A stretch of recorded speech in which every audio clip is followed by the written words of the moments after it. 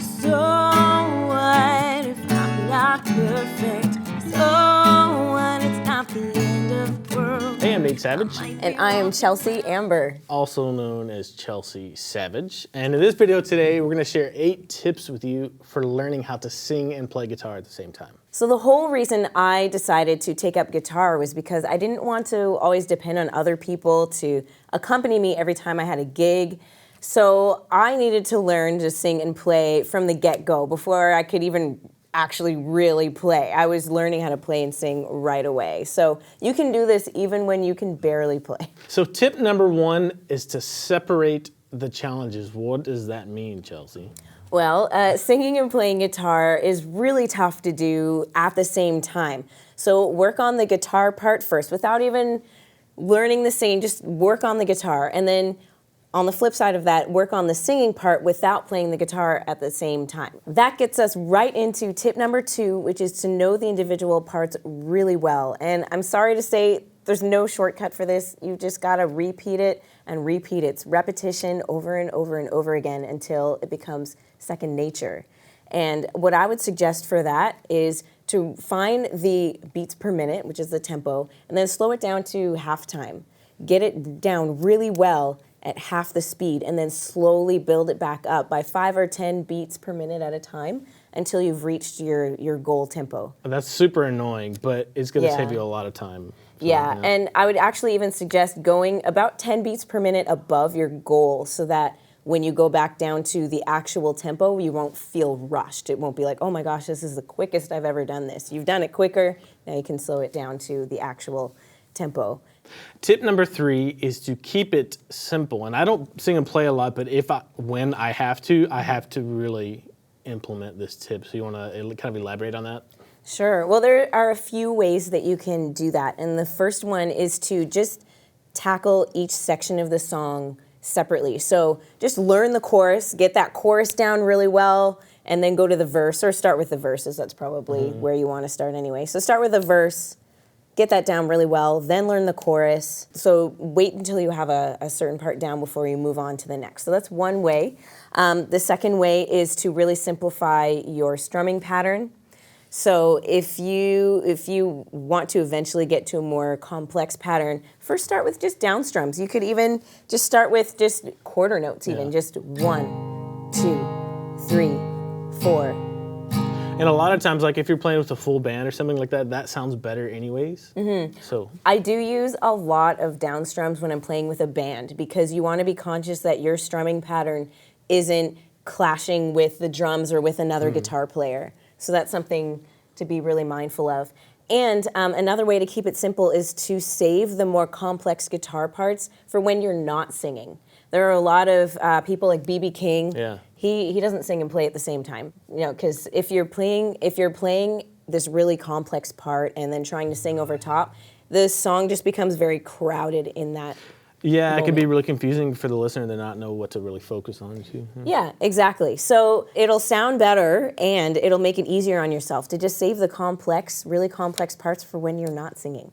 Tip number 4 is to avoid strumming to the exact wording of the song. And if you're not sure what I mean, I'll give you an example. So let's take the song Stand By Me. I love that song. I do it a lot as a cover at my shows. And if I were to try and match the words exactly with the strumming, it would sound ridiculous. It would be, when the night has come and the land is dark and the moon is the only light we'll see. It's just very robotic and it just doesn't sound good. Yeah, I think a lot of times when people are just starting to get into singing and playing at the same time, that's something that's natural and it's really easy because you only have to think about one rhythm at a time. But it's something that if you're just aware of, that's not the way you normally sing and play at the same time, that can be a really good starting point for getting better at singing and playing. Yeah, and the problem with that is that you haven't established a pattern. You want a strumming pattern. And so when you're just strumming to the exact wording, when the night, there's no strumming pattern to that. So it would be better to keep it simple, as we said, if you want to just keep quarter notes. When the night has come Now, what I do is I often will do muted eighth notes when I'm doing this song. So it's double time from the quarter notes, and I think that the muted strums Yeah, it gives suits it, the verses a little bit better. yeah, and it adds a little bit of style without you having to actually do anything complicated. So you just put your palm here around the bridge and. When the night has come and the land is dark and the moon is the only light we'll see. See, I think that sounds fine. Yeah, that sounds great. Yeah, and I was just doing simple eighth note down strums. I muted it with my palm so that it sounded a little bit more fancy, but I'm really not doing much.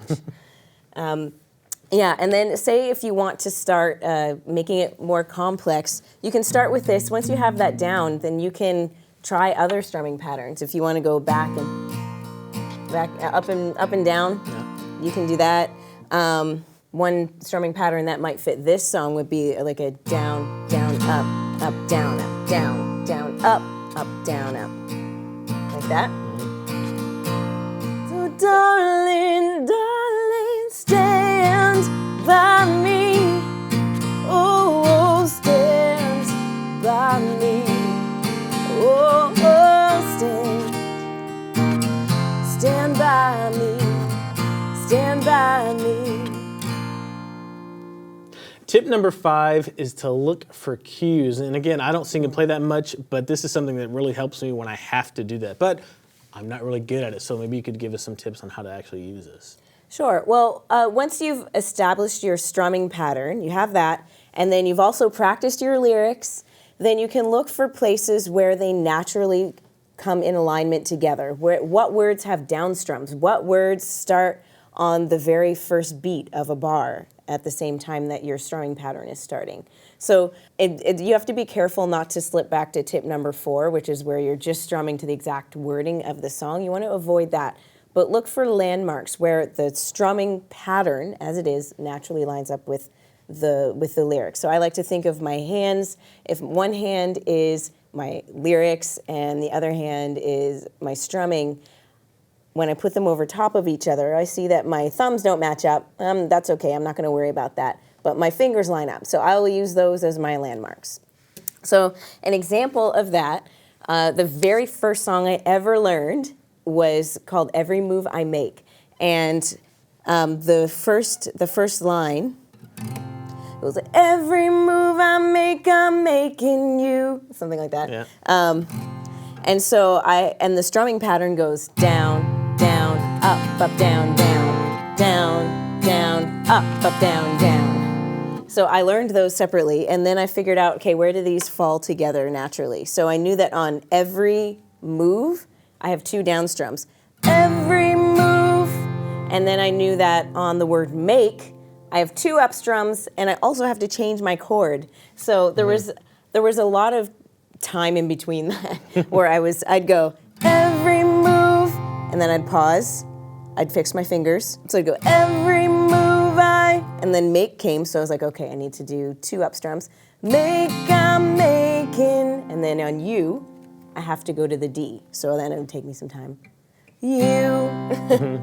So just figure out, and yeah, it's tedious at the beginning, but then it starts to become second nature. We talked about muscle memory. If you have, I have that strumming pattern memorized now, so I can pretty much sing anything over top of that strumming pattern because it's second nature now. I don't even need to think about it.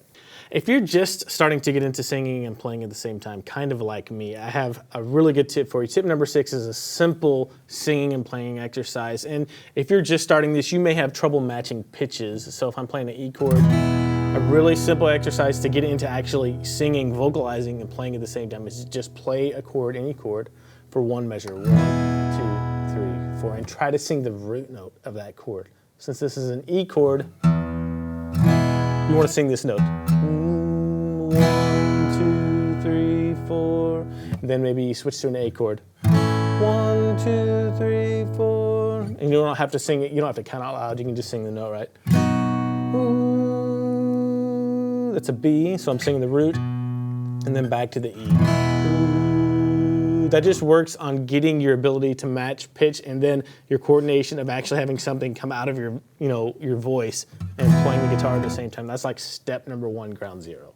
Tip number 7 is to be aware of the beat. And this is especially important if you're playing with a band, because if your timing is really poor, then it's going to be impossible for them to follow you. So the way that I do this is I often will tap my foot, I'll move my body, I might move my head, but I really get into it. And music is about feeling. I mean, that's why we listen to it, right? And so why not feel it while you're playing it, not just when you're listening to it? So yeah. Get into the groove. And we had a really interesting situation yesterday. We were playing a church gig together, and we play with a click in our ears, with in-ear monitors. And this is why it's really important to develop your timing as a singer and a player. And something really bad, I won't get into the details, but something really bad happened with the ear situation. Technical glitch. So we had to yank our ears out, and we just kept going. I doubt the audience knew anything happened, but it's really good to have an internal sense of time, not only with a metronome, but without too. Tip number 8 is to record yourself, and it doesn't have to be anything fancy. Just use your phone or your computer, whatever you have available to you, and just watching and listening to yourself back singing and playing at the same time can provide some really valuable feedback and some things for you to work on too. Yeah, an example of that was I uploaded a YouTube video recently where I thought that my playing was fine while I was playing to a metronome. It felt like I was on time. And then we recorded it and I listened back and I was like, oh my gosh, my timing is awful. So I had to go back and practice it. I practiced it for another week, and then we were able to record it after that. And it was fine after that. But yeah, it was, I had to go back to the drawing board, and that was due to me listening back. And I should have listened back before that. It would have saved me some time, but it's all right. Live and learn. So those are just a few practical tips to help you get into the world of singing and playing at the same time. And again, it's going to be tough at first, just like when you're first learning to play the guitar. But it is worth it because you're not going to be relying on anyone to make some awesome music, and you're going to be able to do it anytime you like. It's going to be a load of fun. Set a goal and work toward it. You can do it. So we want to know, what song are you learning to sing and play at the same time? Leave a comment below, and also don't forget to like and subscribe to Guitario on YouTube. And if you need more help with the guitar part of things, you can click the link below this video to get the free beginner guitar starter kit. See you later. Sun in my eyes, my soul